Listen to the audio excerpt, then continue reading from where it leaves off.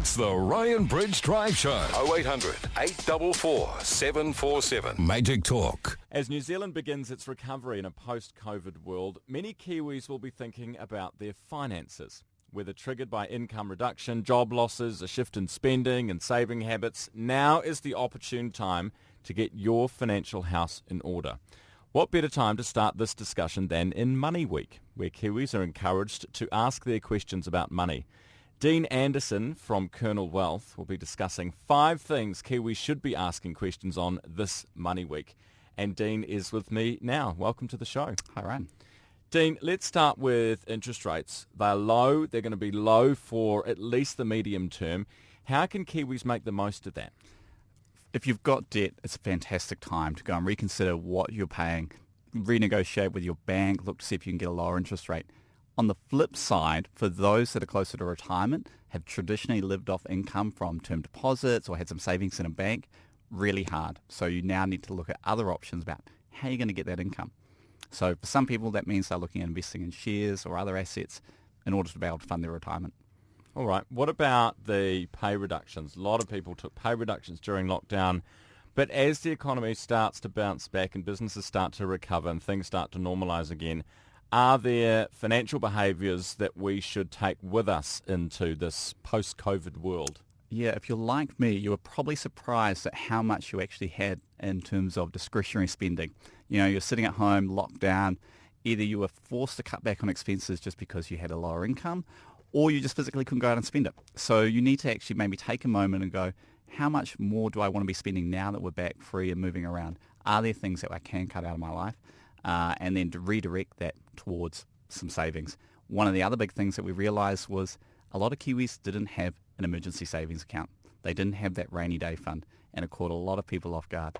So if you don't have one of those, you do want to start putting away some money because we never know when COVID 2.0 could come back.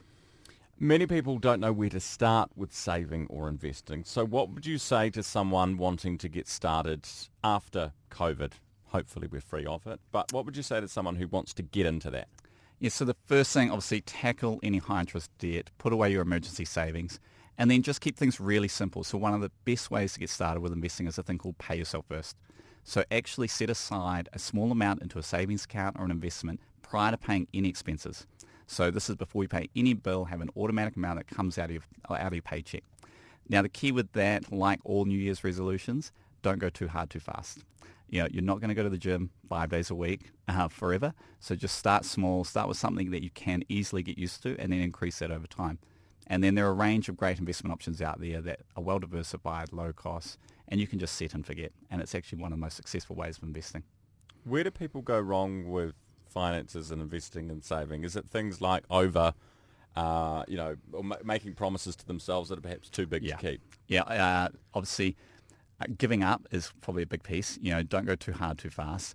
The other big thing is people tend to overcomplicate it. And we did see a lot of headlines around this during COVID where people panic and, you know, the fear sets in and we want to fiddle and change things. That's really the worst thing you can do with your investments. You want to set something up. If you're investing for 10, 20 years, just set it up, forget about it, and carry on with your day-to-day life. The thing that people do wrong the most is they'll go in and they'll change their KiwiSaver account. They'll change their strategy, or they'll react to a headline. And those are the things that will actually really hurt your investment. All right, let's talk about KiwiSaver. Many people shifted into a conservative KiwiSaver fund during lockdown, and the fact that many are challenged with keeping money in the bank now that interest rates are so low. What's your advice when looking to invest? Yeah, so for us, we obviously, if you're getting started, or even if you've got a large amount, things like a well-diversified, low-cost index fund. It's going to give you broad exposure to the market. You can just get started really easily with a small amount. You don't have to overthink it. And then, as before, just set it up and regularly contribute it. If you can, if you've got some good cash flow. For those that are near retirement or looking for something to give them income, there are a range of funds and options out there that have higher dividends that can help supplement their income if you need some sort of cash flow off that investment. All right. Dean, thank you very much for talking to me today. Dean Anderson, founder and CEO at Kernel Wealth.